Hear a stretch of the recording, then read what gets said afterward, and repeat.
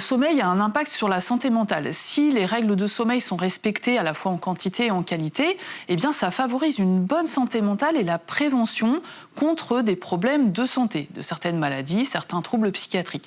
Par contre, si on a une durée de sommeil qui n'est pas suffisante ou bien qu'on a un sommeil altéré dans sa qualité, voilà, avec de nombreux réveils, on a du mal à se rendormir, eh bien ça peut avoir un impact sur notre santé globale et en particulier sur notre santé mentale. On sait qu'un mauvais sommeil va par exemple entraîner une mauvaise tolérance au stress, donc on pourrait être plus irritable, on pourrait avoir des troubles pour se concentrer, des troubles de l'attention, pour être efficace au travail, pour pouvoir lire des livres, suivre une conversation, on sera plus fatigué.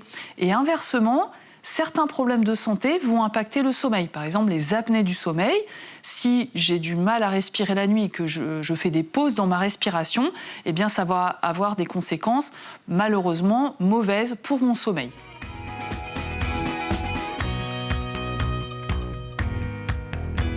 On commence tout d'abord sa nuit en s'endormant tranquillement au niveau des cycles du sommeil. Ensuite, après cette zone de transition, il y a une zone un peu plus importante où le sommeil se fait plus profond.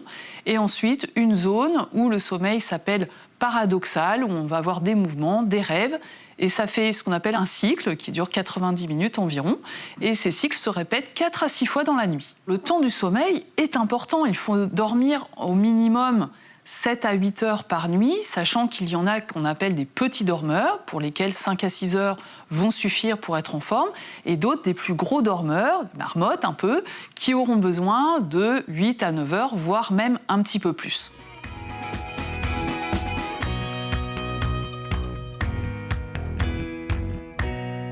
Les signes d'alerte qui doivent me faire penser que j'ai peut-être des problèmes de sommeil, ça va être par exemple de se réveiller le matin en ayant la sensation d'être fatigué, de ne pas avoir eu une nuit récupératrice.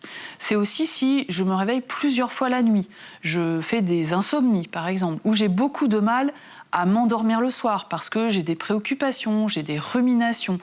Et si par exemple dans la journée, des fois je m'endors, ça s'appelle de la somnolence diurne, je m'endors au volant, je m'endors au travail ou à mes occupations, là je dois me poser des questions sur est-ce que mes cycles veille-sommeil sont de bonne qualité et dans ces cas-là ne pas hésiter à aller consulter mon médecin traitant.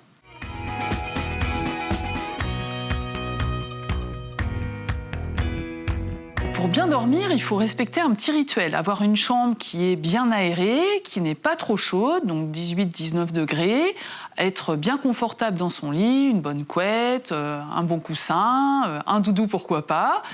Prendre une tisane avant d'aller s'endormir, éviter les écrans, éviter le téléphone, le mettre dans un endroit différent de la chambre et surtout essayer de s'endormir, d'aller se coucher à des heures régulières. Les problèmes de sommeil sont très fréquents. Le premier conseil, c'est surtout de ne pas paniquer, de ne pas s'affoler et d'aller regarder sur un site internet comme par exemple la Société française du sommeil pour essayer de bien appliquer la bonne hygiène du sommeil, que ce soit dans la journée ou dans la nuit, de les suivre et après d'aller consulter son médecin traitant si on a besoin d'être rassuré et de trouver des solutions. Il y en a toujours et surtout, je vous souhaite de bonnes nuits et de faire de beaux rêves.